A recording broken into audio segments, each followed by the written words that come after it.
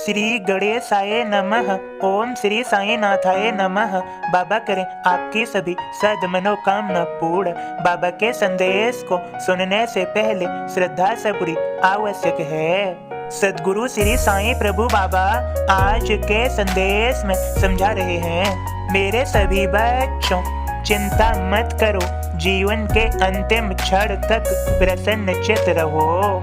सदैव याद रखो, जब तुम जीवन में प्रसन्न चित्त रहोगे, चिंताओं को त्याग दोगे, सदा मुझ पर विश्वास रखोगे, तुम्हें जीवन में फिर वह सब मिलेगा जो तुम्हारे लिए आवश्यक है, महत्वपूर्ण है और अच्छा है। घबरा ही जाते हो तुम, चिंतित हो जाते हो। मैंने कई बार तुम्हें समझाया है, माया से ध्यान को हटाकर मुझ में ध्यान केंद्रित करो। छल कपट को त्याग दो, मुझ में संपूर्ण एक हो जाओ और मेरे हो जाओ, और अपने जीवन में फिर घटित चमत्कारों को देखो, मेरी लीलाओं को देखो और सदा प्रसन्न चित्त रहो, सदा आनंदित रहो। सदैव याद रखो, कर्म का फल भोगना ही पड़ता है। सभी मुझे समर्पित कर दो। मैं कहता हूँ समझो, मालिक की नजर में वह गुनहगार है जो दोषी होते हुए भी निडर होकर चलता है। मेरे बच्चों, वास्तविकता में वही सही मानव है जो अपने दोषों को स्वीकार करता है। मैं उसकी सदैव सहायता करता हूँ और रक्षा भी।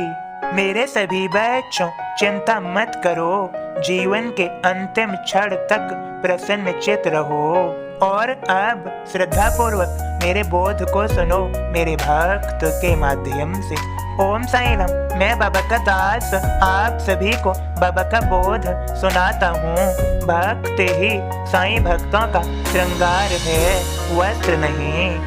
दास गरु के कीर्तन श्रोता बहुत लुभाय, दूर दूर से भक्तगण सुनने को आ जाए। शिरडी में भी एक दिन आयोजन हो जाए, सजे धजे महाराज जी प्रवचन करने आए।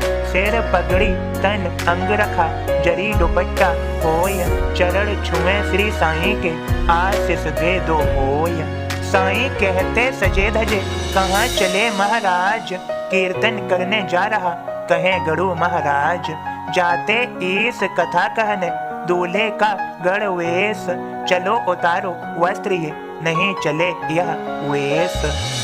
साईं आज्ञा शीश धरे, दास गढ़ो महाराज, कट ऊपर कपड़े नहीं, जाए कीर्तन काज।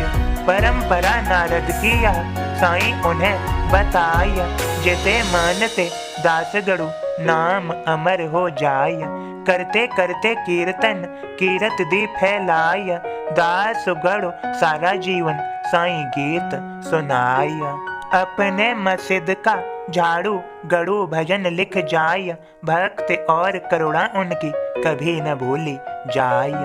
ओम साईं राम। सदगुरु श्री साईं प्रभु बाबा आप सभी को समझा रहे हैं, मेरे सभी बच्चों कब तक तुम इस माया के चक्रव्यूह में फंसे रहोगे, मोह जाल में उलझे रहोगे।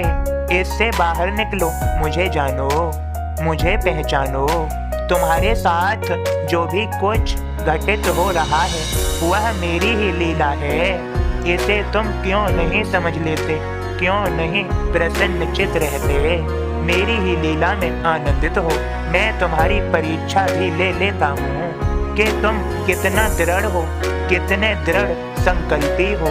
अर्थात संकट के समय तुम्हारी श्रद्धा डगमगाती तो नहीं है। मैं देखना चाहता हूँ और तुम्हें दृढ़ संकल्पी बनाना चाहता हूँ, तभी तो तुम मुझ में एक हो पाओगे।